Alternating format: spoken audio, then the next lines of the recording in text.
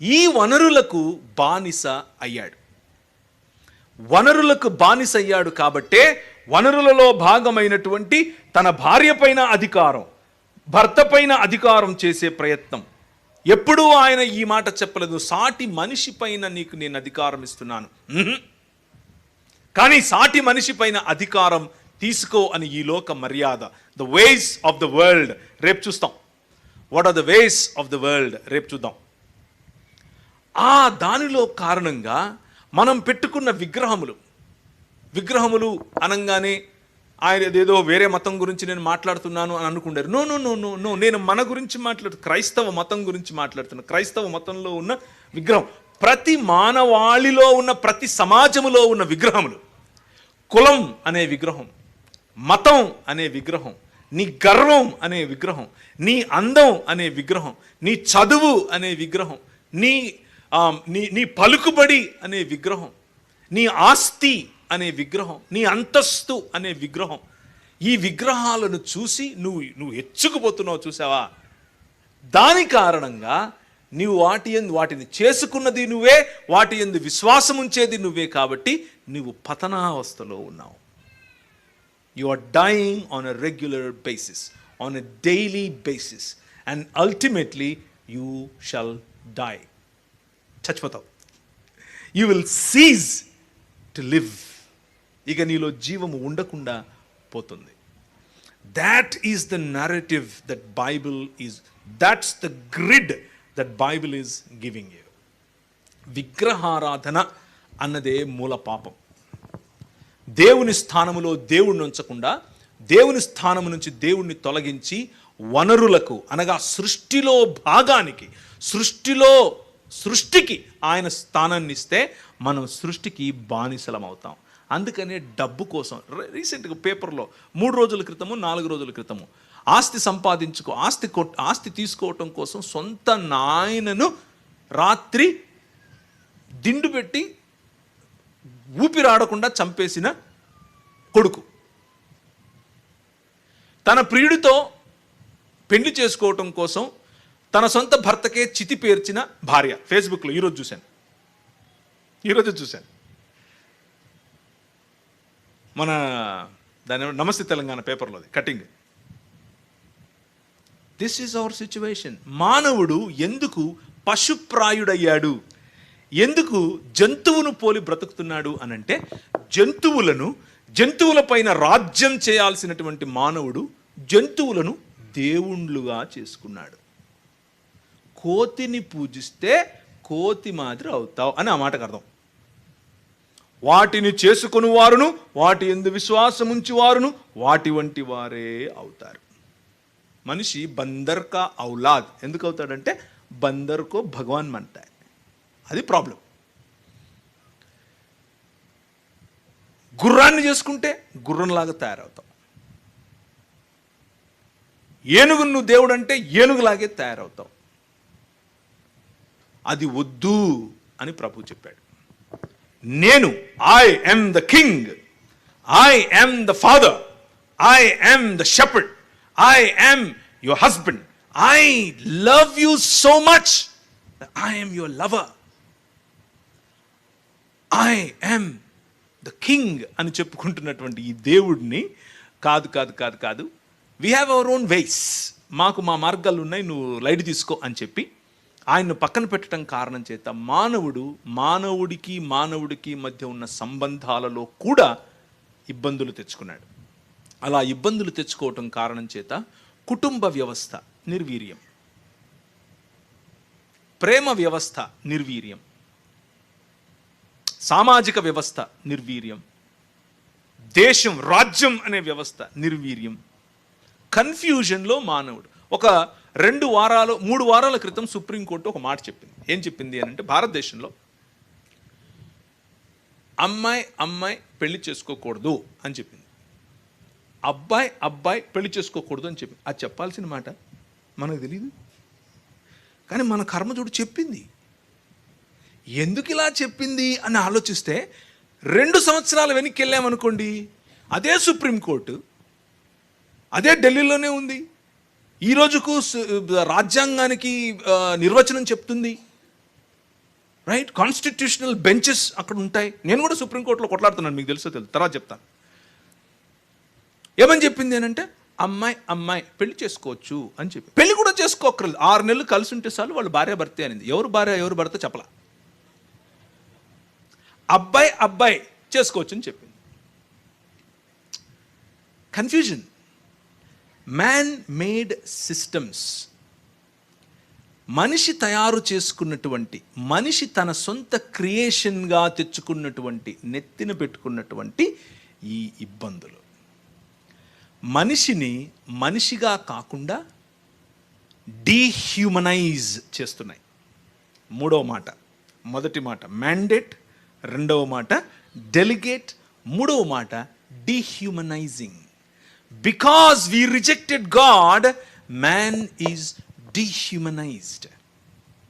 వనరులను తనపైన రాజుగా, వనరులను తనపైన అధిపతిగా, వనరులను తనపైన భర్తగా, వనరులను తనపైన ప్రియుడిగా, వనరులను తనపైన రాజుగా చేసుకున్న కారణం చేత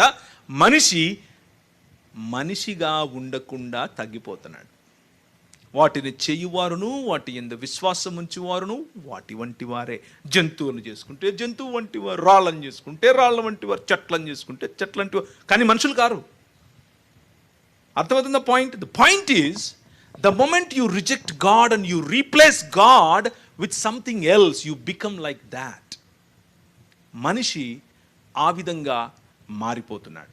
అలాంటి డీహ్యూమనైజ్ అయ్యేటటువంటి స్థితుల్లో నేను ఎలా మళ్ళీ మానవుడిగా బ్రతకాలి?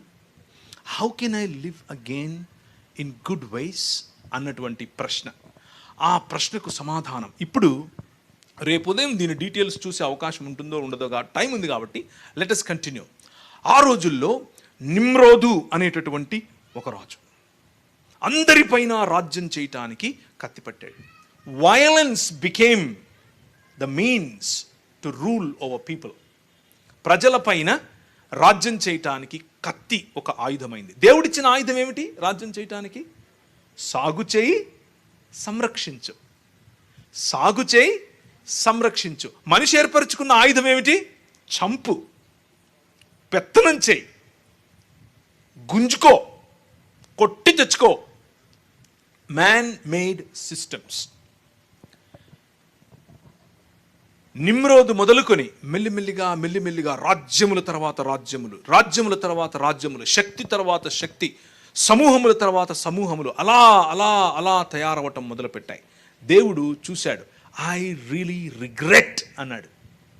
మనుషులు ఇలా తయారవుతున్నారు, నిజంగా నేను పశ్చాత్తాపడుతున్నాను ఇలా తయారు చేసినందుకు అని అన్నాడు. But he's got a plan. ఆయన ఒక ప్లాన్ ఉంది. He's got a plan to renew this world.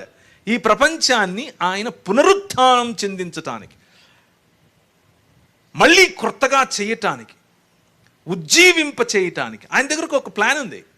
So he chose one man. ఒక్క మనిషిని, తన కుటుంబాన్ని ఎన్నుకున్నాడు. ఆయన పేరే నోవహు. నోవహుతో చేసిన నిబంధన. So our God is faithful to the covenants that he makes.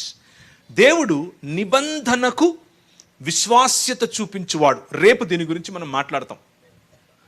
నిబంధనలకు విశ్వాస్యత చూపించు మన దేవుడు.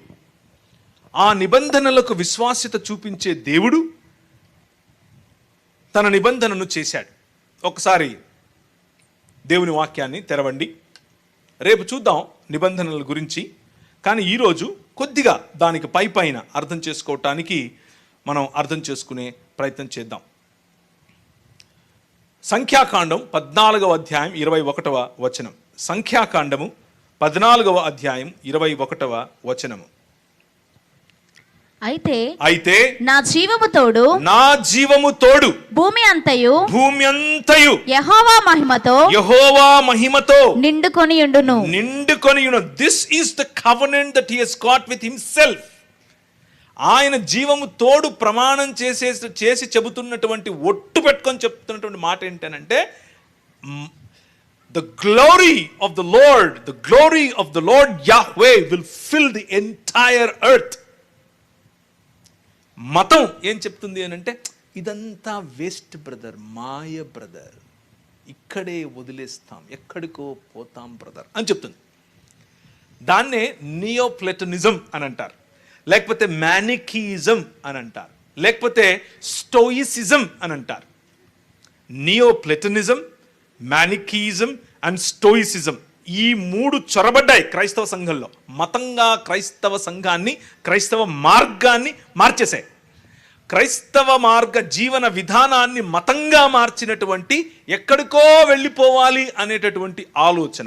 But the plan of God is not that. దేవుని ప్రణాళిక అది కాదు, దేవుని ఆలోచన అది కాదు. God wants to fill the earth with his glory. దేవుని మహిమ చేత భూమి అంతటిని నింపాలి అని అనుకుంటున్నాడు. కాల్చి ఇక్కడ పడేసి ఎక్కడికో పోవటానికి నింపడం ఎందుకు? That is not his plan. యెషయా గ్రంథం దేవుని మనసులో ఉన్న ప్లాన్ ఏమిటి అన్న విషయాన్ని మీ ముందు చెప్తాను. యెషయా గ్రంథం 45వ అధ్యాయం 18వ వచనం. యెషయా 45:18. ఆకాశములకు సృష్టికర్తయగు యెహోవా దేవుడు ఆయన భూమిని కలుగజేసి దాన్ని సిద్ధపరుస్తాడు, స్థిరపరుస్తాడు. నిరాకారముగా నుండునట్లు ఆయన దాన్ని సృజింపలేదు సుమా. నివాస స్థలమగునట్లుగా దాన్ని సృజించెను. దానిని శాశ్వత నివాస స్థలము, స్థిరపరచబడినటువంటి నివాస స్థలము. మన సంబంధాలు, మన చదువులు, మన టెక్నాలజీ, మన కుటుంబాలు, మన వ్యవస్థలు ఆయన రాజ్యము క్రిందికి వచ్చినప్పుడు శాశ్వత పునరుత్థానము చెందినటువంటి భూమి ఆకాశములుగా నూతన సృష్టి, నూతన ఆకాశము మరియు నూతన భూమి అనేటటువంటి ఒక సుందరమైన స్వప్నం. That is the plan of God. దేవుని ప్లాన్ అది. Not to escape this world and go somewhere. దీన్ని వదిలేసి ఎక్కడికో వెళ్ళిపోవటం అనేది కాదు. క్వశ్చన్స్ ఉంటే రేపు అడగండి. Okay, I get a lot of questions on this. Questions వస్తే రేపు అడగండి. I will be available for the questions. So the plan of God is, the master plan of God is to fill the earth with his glory. హబక్కూకు గ్రంథం 2వ అధ్యాయం 14వ వచనం. హబక్కూకు 2:14.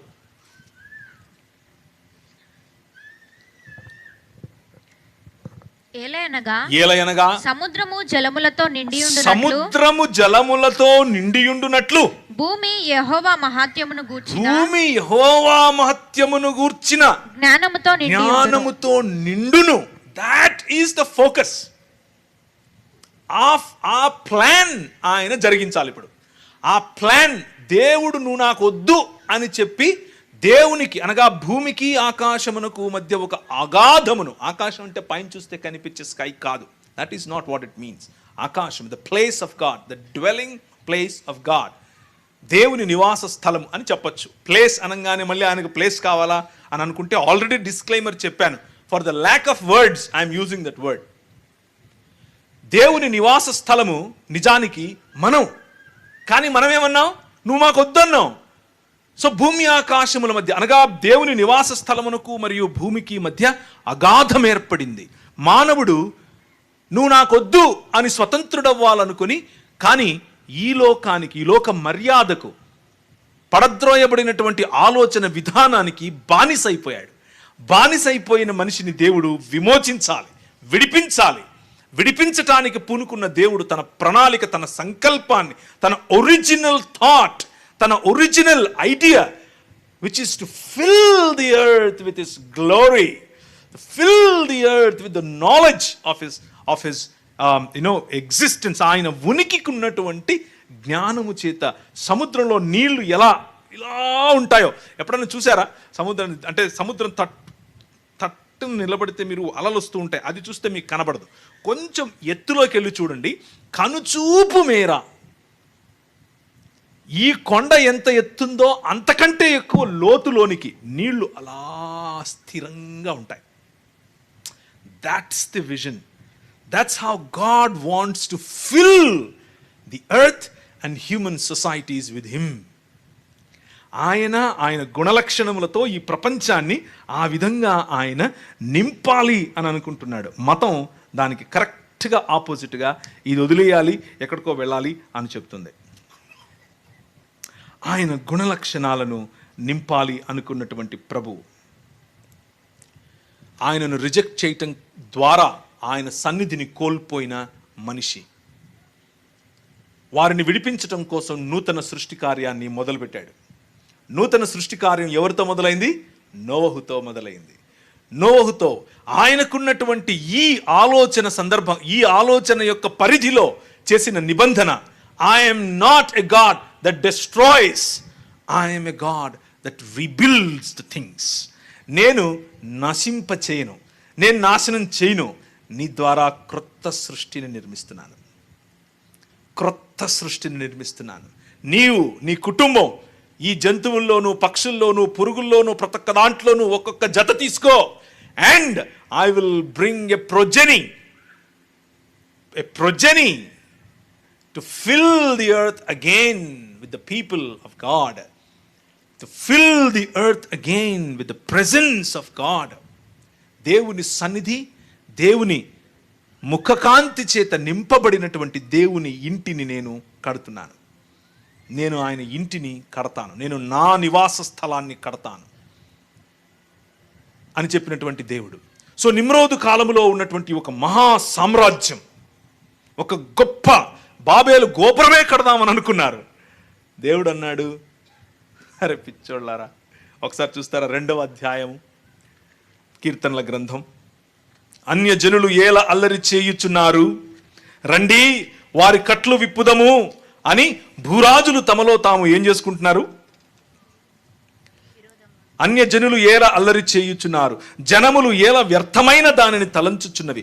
మనము వారి కట్లు తెంపుదము రండి, వారి పాశములు మన యుద్ధము పారవేయుదము రండి అని చెప్పుకొనుచు భూరాజులు యెహోవాకును ఆయన అభిషిక్తునికి విరోధముగా నిలబడుచున్నారు. భూరాజులు వాళ్ళ సొంత స్కీమ్స్ అండ్ ప్యాటర్న్స్ అండ్ వేస్, వాళ్ళ సొంత ఆలోచనలు, వాళ్ళ సొంత మార్గాలు, వాళ్ళకున్నటువంటి స్కీమ్స్లో నేనేదో మనిషిని ఉద్ధరించేస్తాను, నేను మనిషికి ఉన్నటువంటి కట్లు విప్పేస్తానని అనుకుంటున్నారు. బట్ ఏం చేస్తున్నాడు? ఆకాశమందు ఆసీనుడగు వాడు నవ్వుచున్నాడు, ప్రభువు వారిని చూచి అపహసించుచున్నాడు. God laughs at them, he laughs at them. What are you doing? నీకు అర్థమవుతుందా? You're already dead, you're already away from me. నువ్వు నా నుంచి దూరం అయ్యావు, నువ్వు పతనావస్థలో ఉన్నావు, నువ్వు చచ్చినోళ్ళలాగా ఉన్నావు. నీకు అర్థం కావట్లేదు. You think you can redeem your self, you think you can అంటై. వాళ్ళ కట్లు విప్పుదామని నువ్వు అనుకుంటే అయిపోతుందా? నీ ఆలోచన పద్ధతి, నీ పరిపాలించే పద్ధతి నా పద్ధతి కాదు. You always suppress people. నువ్వు ప్రజలను ఒప్రెస్ చేస్తావు, ప్రజలను సప్రెస్ చేస్తావు. నేను అలాంటి వాడిని కాదు, నేను ఉద్ధరించువాడిని, నేను విడిపించువాడిని, నేను వారిని పైకి తీసుకొచ్చేవాడిని. No no no no no ఆ రాజ్యము గొప్పదై మహా ఏదో చేయబోతే ఆయన అన్నాడు, భాషలు మార్చేసేయని అన్నాడు. ఎక్కడోళ్ళక్కడికి అక్కడి నుంచి కెమెరా తిప్పితే ఒక మహా సామ్రాజ్యం ఇంకొకటి మొదలైంది. ఆ మహా సామ్రాజ్యం పేరే మెసపెటోమియా నాగరికత, ద సివిలైజేషన్ ఆఫ్ మెసపెటోమియా, కల్దీయుల ప్రాంతం. మెసపెటోమియన్ సివిలైజేషన్ వరల్డ్స్ సెకండ్ బిగ్గెస్ట్. మొదటి సివిలైజేషన్ గురించి మనకు ఇంకా తెలియదు, బైబిల్ చెప్పింది. ప్రపంచం చెప్పే మొదటి సివిలైజేషన్ మెసపెటోమియన్ సివిలైజేషన్.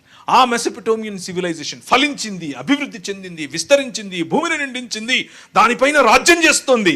కానీ ఇన్ ఇట్స్ ఓన్ వేస్ దానికి ఉన్నటువంటి తన సొంత మార్గములతో చేస్తోంది. అలా చేస్తున్నటువంటి రాజ్యంలో నుంచి ఒక్క మనిషిని మళ్ళా పట్టుకున్నాడు. ఆయన పేరేమిటి?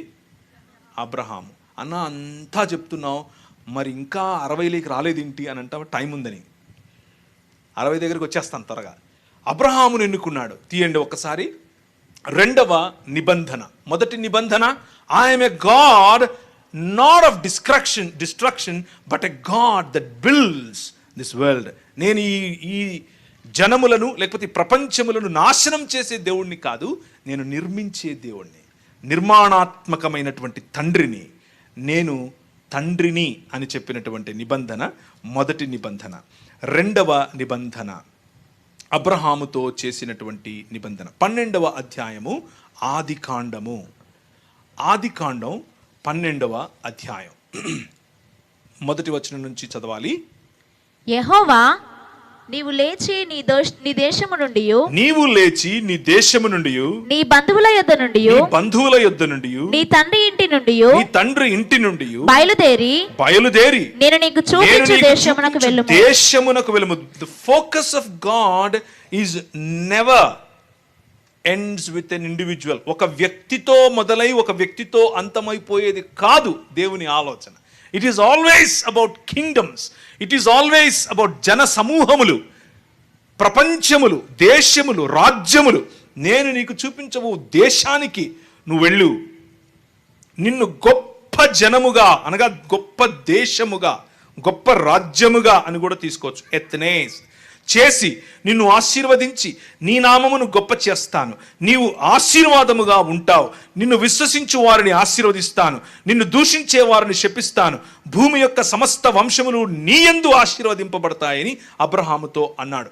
The election of God is always, ప్రతిసారి దేవుని ఎంపిక, ఒక మనిషిని ఎన్నుకున్నాడు దేవుడు అనంటే ఆ ఎంపిక ప్రపంచాన్ని ఆశీర్వదించటం కోసమే, కానీ వాడిని ఇక్కడ చచ్చిపోతే ఇంకెక్కడికో తీసుకొని పోవడం కోసం కాదు. Nowhere in the Bible you see that. But unfortunately మనం మతం కట్టుకున్నటువంటి థియాలజీస్ ఏం చెప్తాయంటే God elected you for heaven and somebody else to hell అని చెప్తాయి. అన్ఫార్చునేట్. బైబిల్ అర్థం కాక wherever God elects people, he elects to bless nations. ప్రపంచములను ఆశీర్వదించడం కోసం ఆయన మనుషులను ఎన్నుకుంటాడు. నోవహును ఎన్నుకున్నాడు, అదే ఒడంబడిక నిబంధన చేశాడు. అబ్రహామును ఎన్నుకున్నాడు, అదే ఒడంబడిక నిబంధనను చేశాడు. ఏంటా నిబంధన? నీ ద్వారా నీ యందు ఆశీర్వదింపబడతాయి. భూమి యొక్క సమస్త వంశములు నీ యందు ఆశీర్వదింపబడును అని అబ్రహాముతో అనగా అబ్రహాము ఆ మాటను విశ్వసించాడు, నీతిమంతుడుగా తీర్చబడ్డాడు.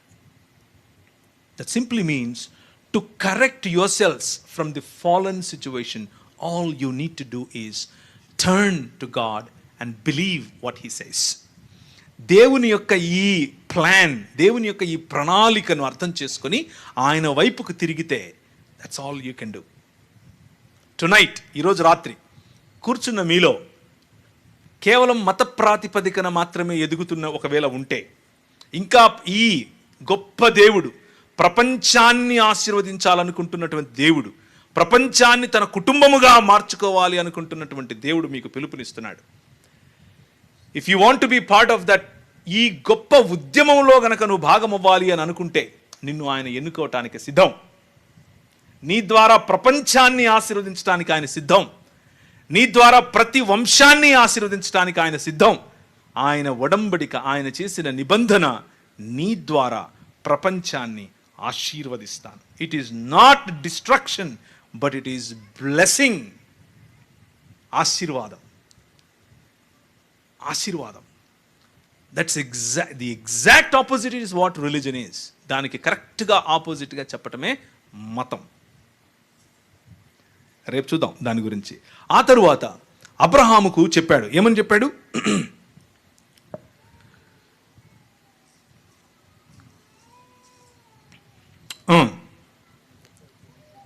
యెహోవా అబ్రహాముకు ప్రత్యక్షమై 7వ వచనం, నీ సంతానమునికి దేశమిస్తాను అని చెప్పగా అతడు తనకు ప్రత్యక్షమైన యెహోవాకు ఒక బలిపీఠము కట్టెను.